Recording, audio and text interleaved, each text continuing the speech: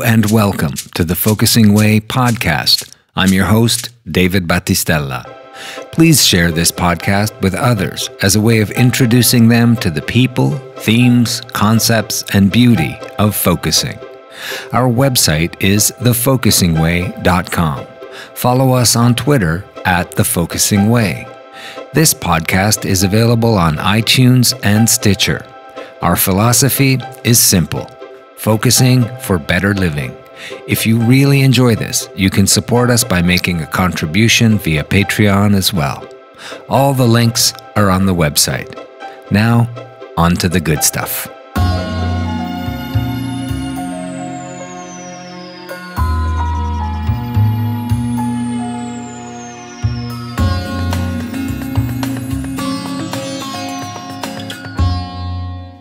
A wisdom tooth. Why wisdom? This past year, one little tooth extraction has provided me with more wisdom than you can imagine. It has placed challenges in patience before me. It provided me with physical challenges, and it has taught me a lot about long-term emotional healing and the psychological effects of long-term healing. Flash backward. In January of 2017, I went in to have a rather complicated wisdom tooth extraction. Yes, I had been told it would take some time to heal. And as I write this, I am not entirely through the healing process. But I have been able to use focusing in the past year to really look at things that were happening to me both physically and emotionally, as I have patiently waited for my jawbone and tissue to regrow and to find a new normal within my body. From a focusing standpoint, this led me to look at focusing in physical pain and reach out to those in the community who use focusing and work with people's physical bodies to promote healing.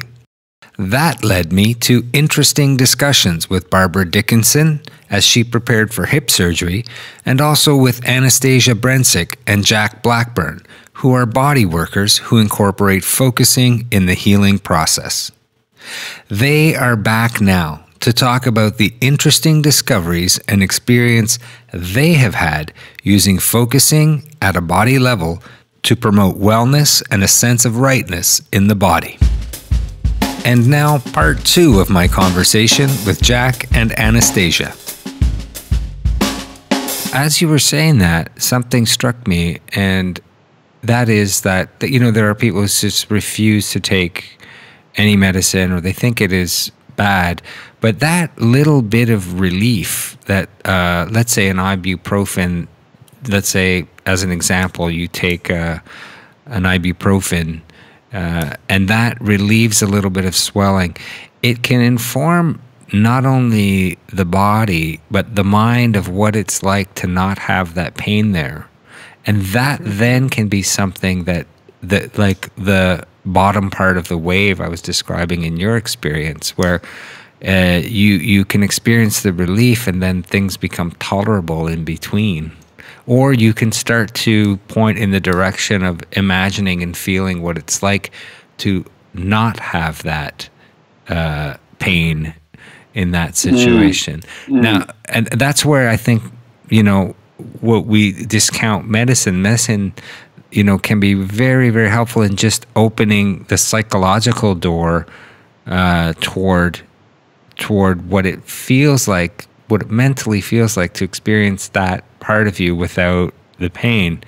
I think that's something, Jack, you were sort of touching on a little bit earlier, so maybe I'll just invite you in here. Yeah, well, I think that it does the same thing as listening really well to somebody. When somebody's in pain and they have fear associated with that pain, and we listen and mirror back what we're hearing from that person, it gives them we're giving them a gift, and that's the gift of listening, and they will notice and we will notice that their level of fear has gone down considerably, and very often the level of pain goes down, or at least the way that they experience the pain has changed. The same thing with some pain medication can do the same thing. And I really like what you said, David. It's kind of giving us a preview of the future. Yeah, like a state the body can be in. Yeah. Yeah, exactly. Exactly. I've worked a certain amount with dying patients, Mm-hmm. and it's very, very interesting how, and especially from my body worker experience, I can look at them lying in a hospital bed and realize right away where they must have pain because of the position that they're in. And I can give them support for their low back, for their neck, and whatever, and then check in with them to see if that really does relieve some of the discomfort they have. And yes, it does. And then we work with other parts of the body. I'm not working to take their pain away. I've given them a little bit of experience that I'm really empathizing in my own way, because I can help them find some pain relief. But it's more about, once again, about being witnessed. It's about being listened to. And that, to me, that's the biggest gift that we can give people in focusing or any kind of counseling experience, is really to listen to them. Yeah. Can I add something to that, Jack? Yeah, please. Something that we both talked about before, which is where focusing comes in really, really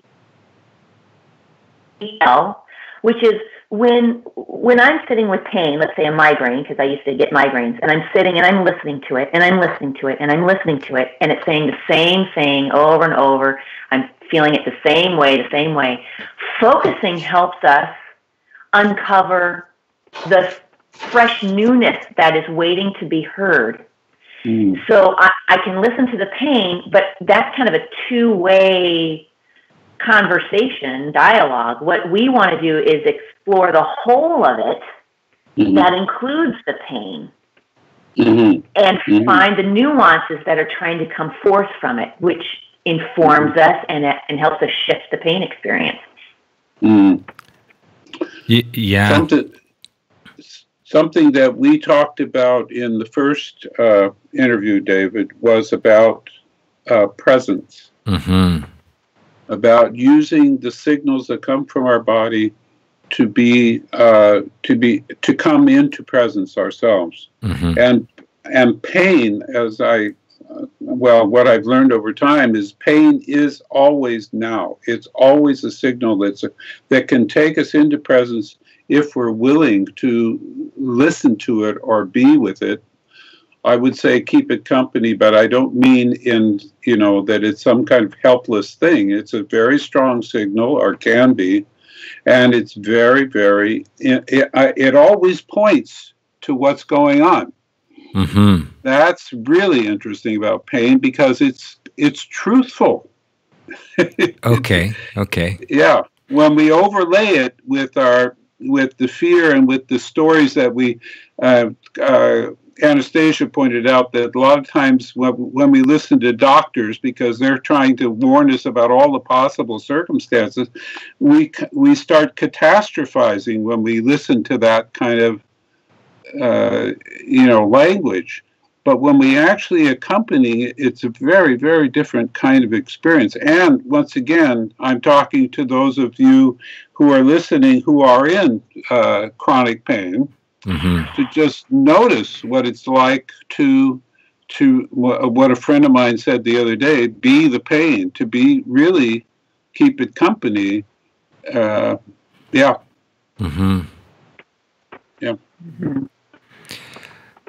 So I'm just here. We're speaking with Anastasia Brenzig and Jack Blackburn today, having a very interesting conversation about focusing, pain in the physical pain in the body.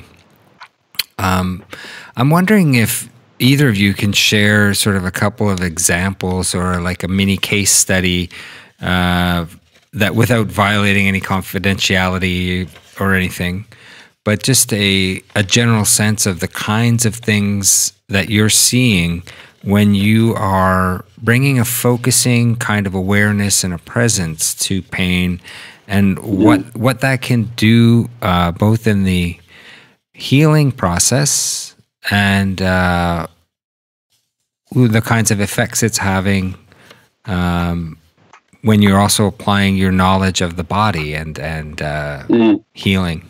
Yeah. Sure. So I had a client a long time ago. She came in for leg pain. She didn't know why she had this leg pain, but it was debilitating in the sense that she couldn't sit at her office desk for any length of time. She had to keep moving it and things like that. She wasn't diagnosed with anything in particular, and she didn't have an injury to point to, but it was really, really getting in the way of her living. So as a practitioner, I'm like, okay, so let's find out all that we do know about it. So she knew that she couldn't sit for longer than 20 minutes without having discomfort. She could pinpoint specifically where the pain was, that it was in her upper leg, but she couldn't, or actually, I'm sorry, in the back of her upper leg, but she couldn't tell how big it was. It was kind of, she didn't have much awareness about where it was going, like where it stopped, like where's the space. So here's where your pain is. Can you get a sense of where the edge is, where the pain isn't, where the pain and the no pain are touching, right? So it was hard to really navigate that because it seemed to be a little more nebulous than that. Okay, so that's what we knew. So with attention, I brought her into the space between my hands where I was holding onto her leg, and asked her to come into the space between my hands, and that we would be there together and kind of sense what we're noticing there. So she would describe what she was feeling, the discomfort, because she knew what the pain was like at work and day to day. But just coming into it in presence with someone else listening often invites people to notice the discomfort differently. And that was the case. It seemed a little softer. It wasn't as strong and things like that. So I was doing some, because I'm a body worker, I'm staying present, but I'm also noticing how her tissue is. I'm noticing that it's warm, so I know she's with me, because that's kind of a telltale sign that both Jack and I are very excited about, that when someone is in tune and in awareness in that space in their bodies, it's a warm, lively feeling in the tissue. So she's with me there, and I'm sensing the connective tissue, the fascia, and things like that. And then I just kind of invite her to say more about what she's noticing, and she says, "This is weird. I don't know if I want to say this."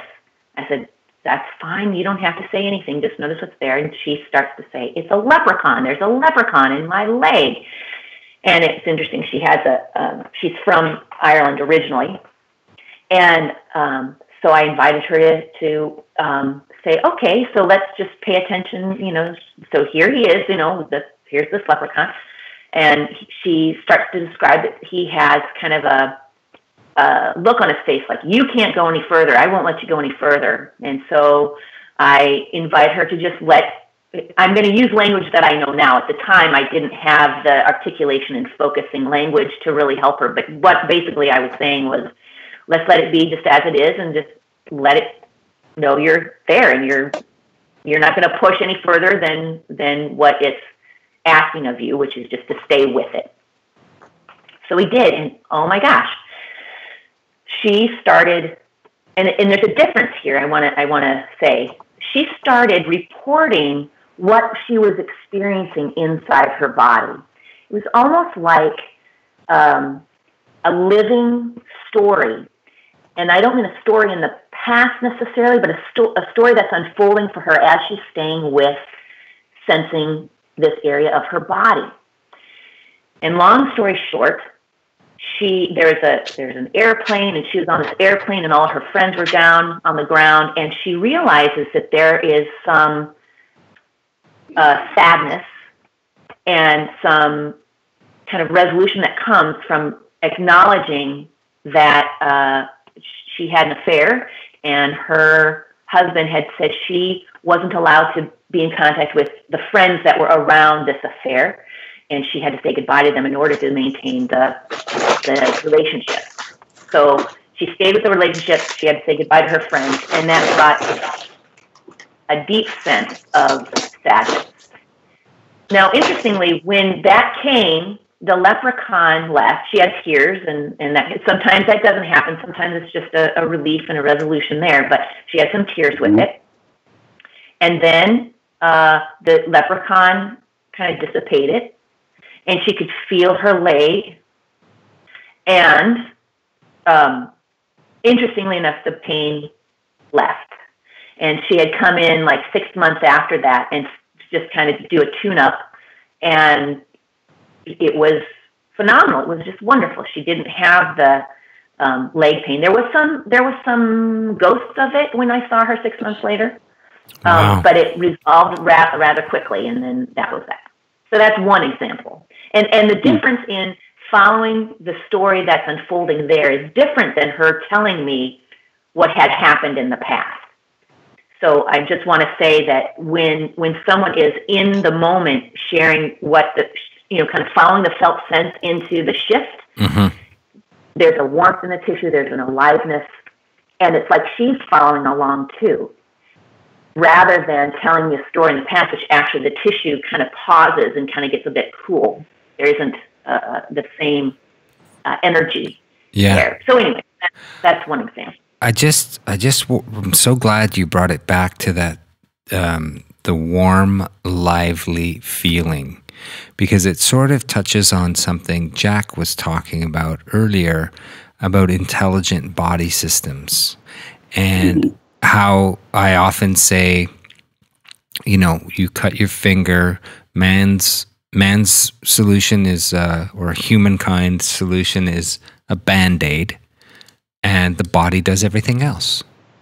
The body sort of miraculously goes to work without a thought by us, without a second thought even. And sometimes days go by and you look down and you go, oh yeah, there was a cut there, and now the body has restored itself without any input from me. But that's an intelligent body system. But you guys are you have your hands on the body, so you've got a perception of what the body is communicating, or what those intelligent systems might be communicating, or how they're reacting when the attention is placed there, or the focus is placed there. So that is just sort of a really nice thought.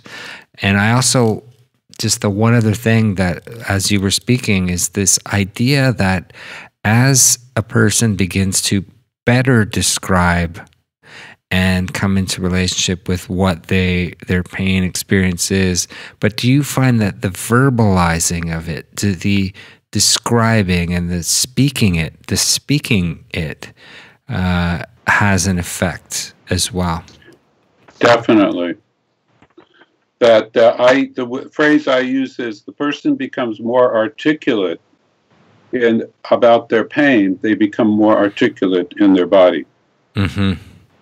That they're very, very closely related, because so basically the mind dwells in the body. The body is once again designed to heal itself, and as the mind is there paying attention to the body that's healing itself, it makes a tremendous difference in the mind.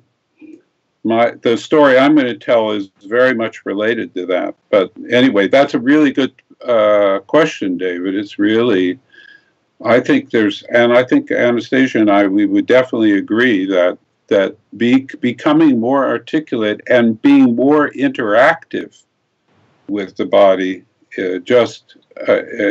it becomes so significant in terms of the person's healing, not just whatever's going on, but maybe healing their own lives, finding meaning in their lives. Mm-hmm. Yeah. Yeah, it's like slowing down the conversation or the dialogue. Our bodies. So, have you ever dropped something on your toe and you've had that moment of going, that's really going to hurt in just a second. And then it hurts. Yeah. So our nervous system is pretty darn slow.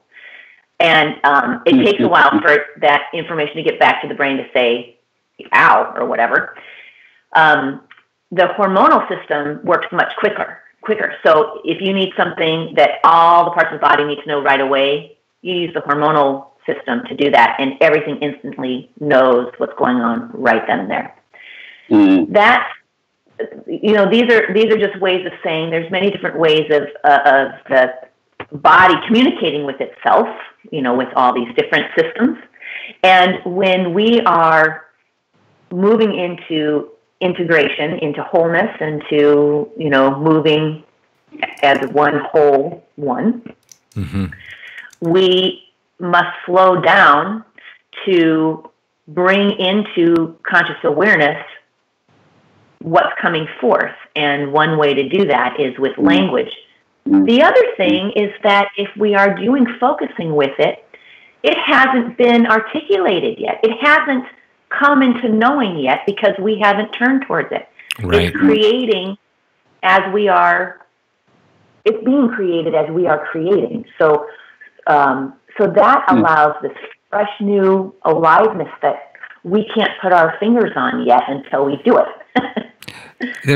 There was something in your story, the lady who presents with pain in her leg, and you bring awareness to that. There's an aliveness. That part has come alive. It's wanting to speak.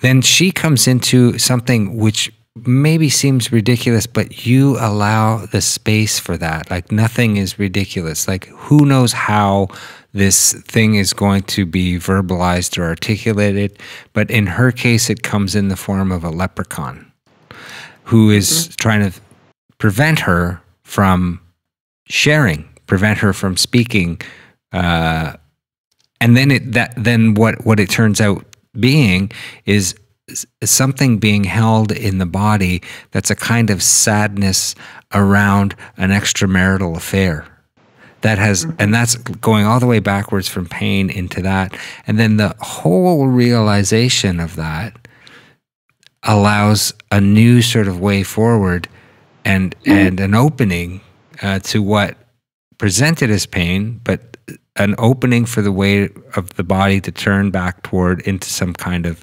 sense of rightness. Yeah. Isn't that a miracle? Isn't that the most fascinating, lovely thing that the body can do? and it's and the beautiful miracle of it, like our own fingerprint, it is completely unique to us.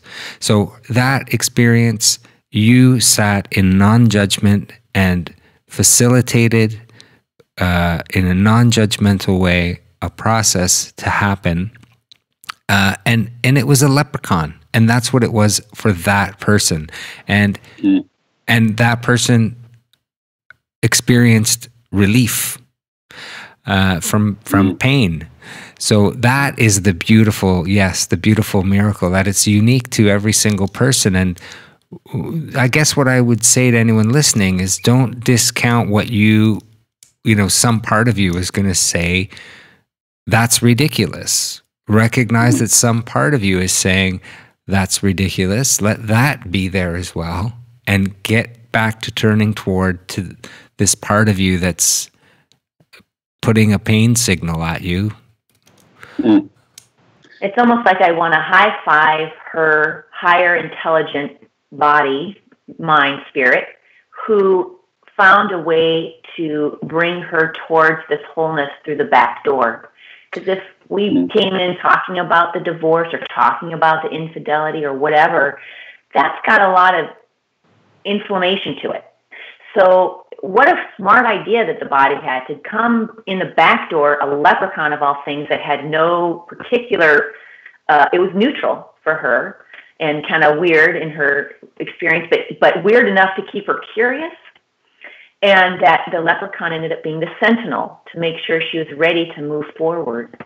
So it really wasn't there to restrict her from anything necessarily, even though that was the face it was giving. It was really wanting to make sure she was ready. And she was. She was able to be curious through the whole thing, and this is what happened.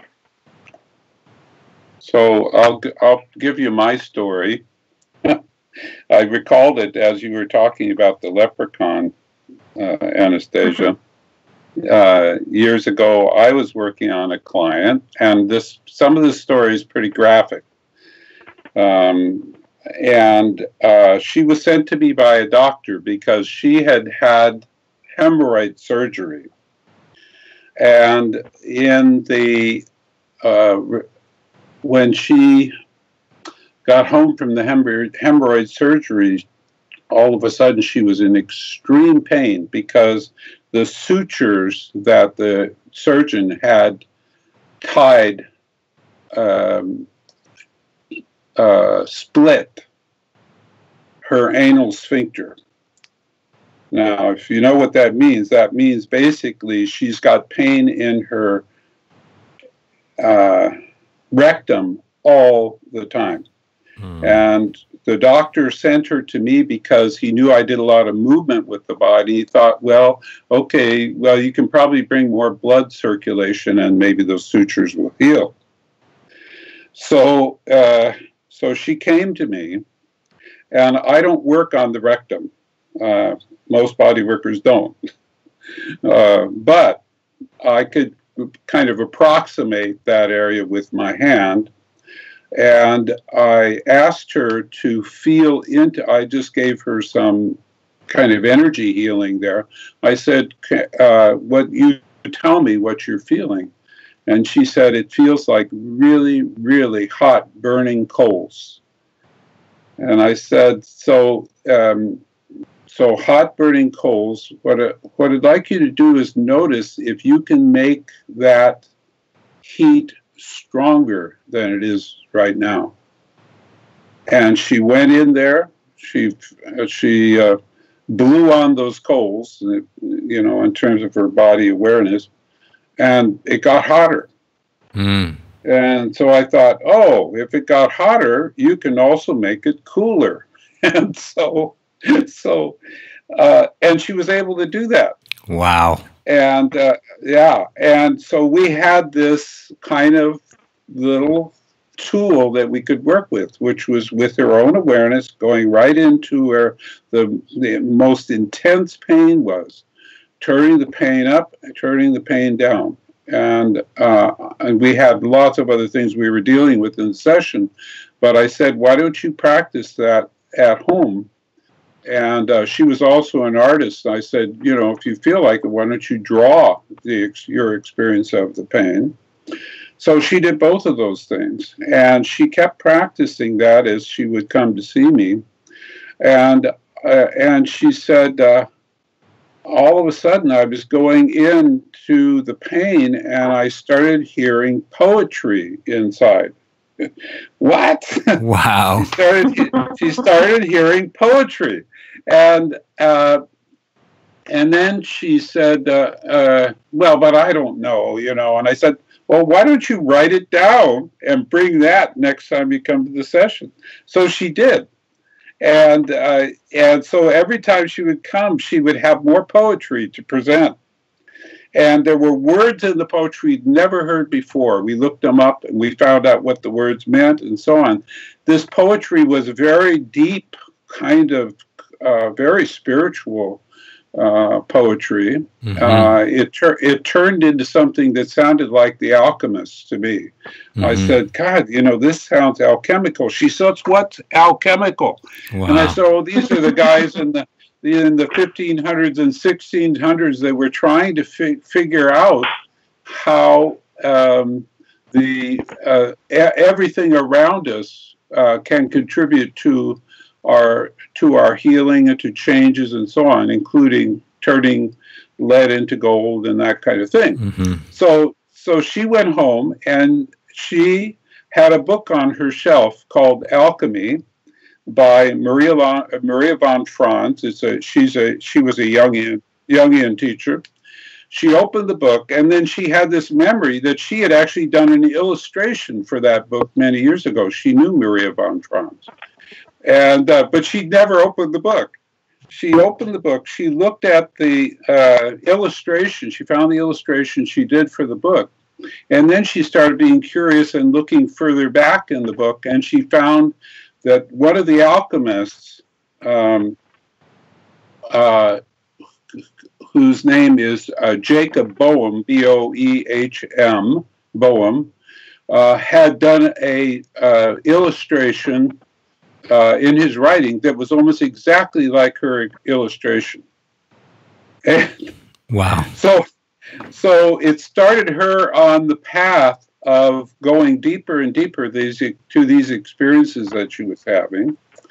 And there's many other parts of this that I'm not going to go into because one day we'll write a book about it. But she continued to take down the poetry, and all of a sudden it started showing up with certain themes around relating to the body and the experience in the body. She wrote the poetry out, and it became a book. The book, she illustrated the book because she was an artist. She illustrated the book with her own illustrations. And someone in Seattle wrote a symphony based on the book, which was performed by the Seattle Symphony. Wow. And she actually became a very famous first-time poet. And I'll send you something, David, that you can look at that's got more about this, but because I don't want to go into great detail. Mm-hmm. But she was, after she kind of became famous for this book of poetry, this guy, New Dimensions guy, interviewed her on the radio. And he said, well, what do you attribute this really dramatic shift for you? And she said, my flaming asshole. Wow. And when I talked to her, a few years later on the phone, I said, so what is your guide now? She said, well, pain is always my guide. Mm. Yeah. Wow. Yeah. Wow, that is a great story. That is a great story.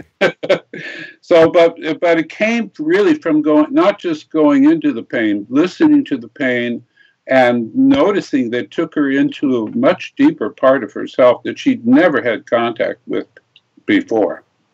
I just love the invitation you gave her to be her own pain manager. In other words, once you had pointed out that you could intensify the heat in that area, then and then you discovered seemingly simultaneously that was possible.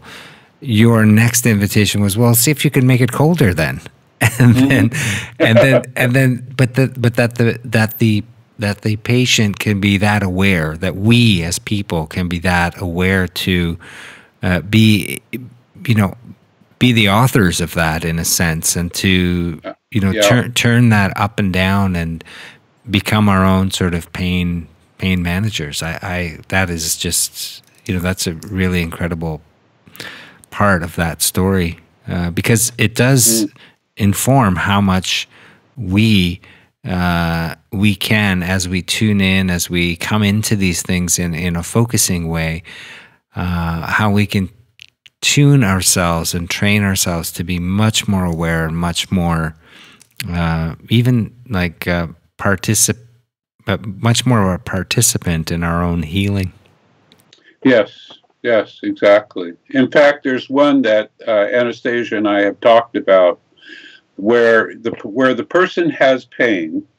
If the practitioner puts her hands right where the pain is and asks the client to touch her hands from inside the pain, the client can do it. Yeah, that is beautiful. What is that Yeah. like? What is that like from your side of it, Anastasia, when that happens? What is that experience like?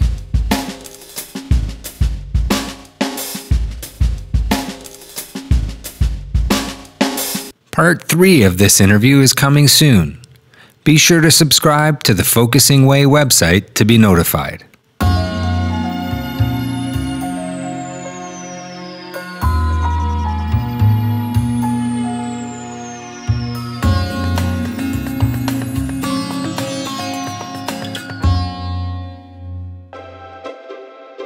You've been listening to the Focusing Way podcast. Our podcast is available on iTunes and Stitcher. For links and to subscribe, visit our website at thefocusingway.com. Follow us on Twitter at thefocusingway. Please share this podcast with others as a way of introducing them to the people, themes, concepts, and beauty of focusing. If you really enjoy this and want to support us, you can support us using Patreon as well. Until next time, I'm your host, David Battistella.